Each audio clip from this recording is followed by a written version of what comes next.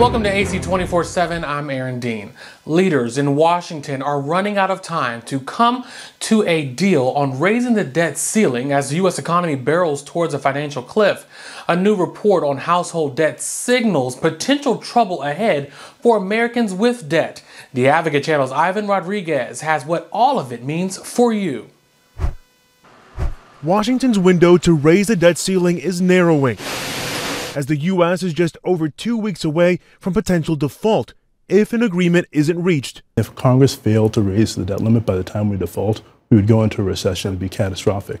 Weekend staff-level talks between Capitol Hill and the White House were productive, according to sources familiar with the talks. But as President Joe Biden may be preparing to meet with top congressional leadership Tuesday, the way forward appears unclear. I think we'll be able to do it. It doesn't seem to me yet that they want it.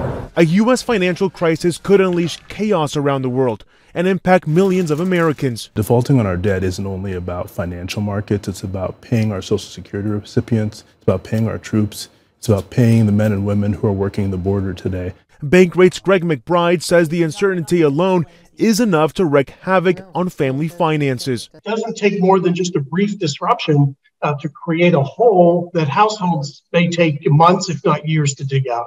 This as Americans are already contending with record household debt, more than $17 trillion worth, according to a new report from the Federal Reserve Bank of New York. The more money that households are putting into debt payments, that's less money that's available for discretionary spending, which is a headwind to the economy. But McBride says there are two key ways to protect yourself as economic conditions grow less stable: paying down debt and boosting your emergency savings. Focus on high-cost debt like credit cards. I'm Ivan Rodriguez reporting. Vice Media files for Chapter 11 bankruptcy ahead of a planned sale. The company, which publishes news, technology, and lifestyle websites, made the filing in the Southern District of New York. The plan to sell the company comes weeks after the company announced a major reconstruction that resulted in dozens of jobs being cut and the end of its popular program, Vice News Tonight. The company expects to continue to pay employee wages and benefits without interruption and pay vendors and suppliers on normal terms.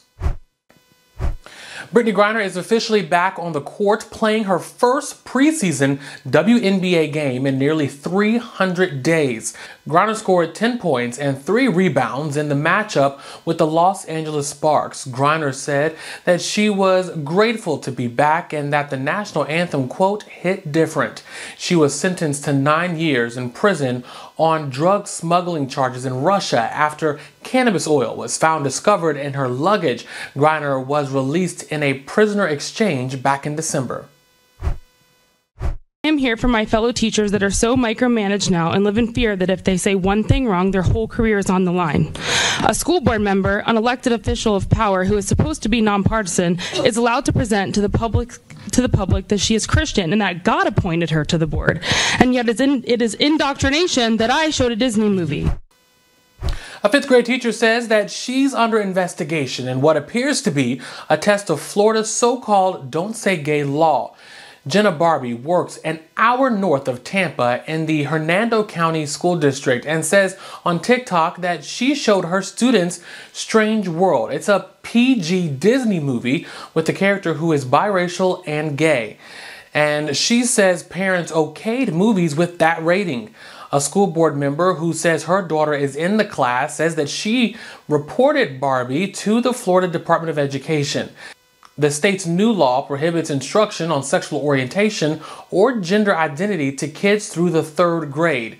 When dealing with older children like Barbie's class, it says instruction must be age or developmentally appropriate.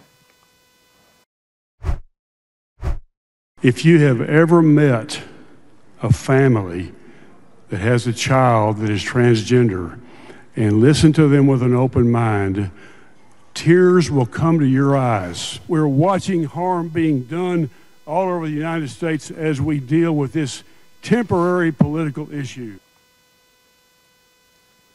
Texas's GOP-led state house has voted to ban gender-affirming care for transgender minors. State lawmakers voted to pass a bill that would prohibit minors from undergoing surgery or taking medication for the purpose of transitioning their biological sex.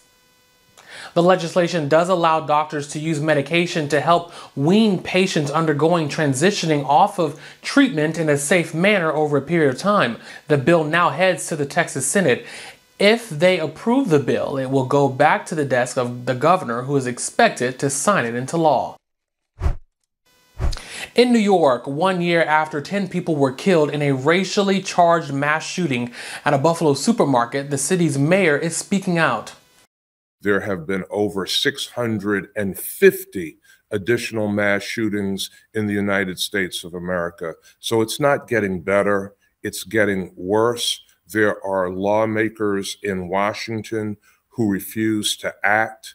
They have put their heads in the sand, and they are more responsive to the needs of the gun makers, gun manufacturers, earning a profit, making a profit, and less interested in the lives of American citizens living in urban, suburban, and rural communities. Hate did not win on that day. The white supremacists did not win on that day. Racism did not win on the day that the people of Buffalo said that love will come out and be the winner on this day. The city's mayor once again called on lawmakers for stronger gun legislation and accused lawmakers of refusing to address the increasing amount of mass shootings. President Biden marked the day with an emotional op-ed saying that he's doing everything that he can to curb gun violence. He also called on Congress to do more. Biden said in the year after the Buffalo tragedy, the country has experienced more than 650 mass shootings and well over 40,000 deaths due to gun violence. The Marine veteran charged in the death of a homeless street artist in New York City is getting financial help for his defense. The online site Give, Send, Go has collected more than $2 million for Daniel Penny. More than 8,000 people have donated to the site. He is charged with second-degree manslaughter in the death of Jordan Neely on a subway train a few weeks ago. Passengers said that Neely was acting erratic, and Penny restrained Neely with a chokehold. Neely later died. Penny's lawmakers say that they are confident that their client will be cleared of any wrongdoing. And Florida Governor Ron DeSantis is also voicing support for Daniel Penny. In a tweet, DeSantis takes aim at what he calls the, quote, Soros-funded DAs and the left's pro-criminal agenda.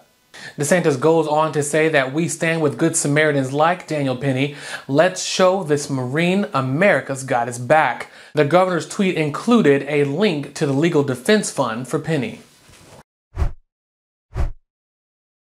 Today I come here to Howard to continue the work to redeem the soul of this nation, because it's here where I see the future, and that's not hyperbole. We can finally resolve those ongoing questions about who we are as a nation. That puts strength of our diversity at the center of American life. The future that celebrates and learns from history. A future for all Americans. A future I see you leading. President Joe Biden previewed his 2024 election pitch to young black voters in commencement remarks at Howard University. Biden's speech to graduates of the historically black university had deep political undertones. HBCUs at large are said to remain a priority for the Biden administration. Biden has yet to fulfill his proposal of nearly $45 billion in funding. In his tenure, the president has distributed nearly $6 billion worth of investments through the Department of Education. And thank you for joining us for AC 24/7. For more, go to theadvocatechannel.com and subscribe on our Advocate Channel YouTube page. For AC 24/7, I'm Aaron Dean.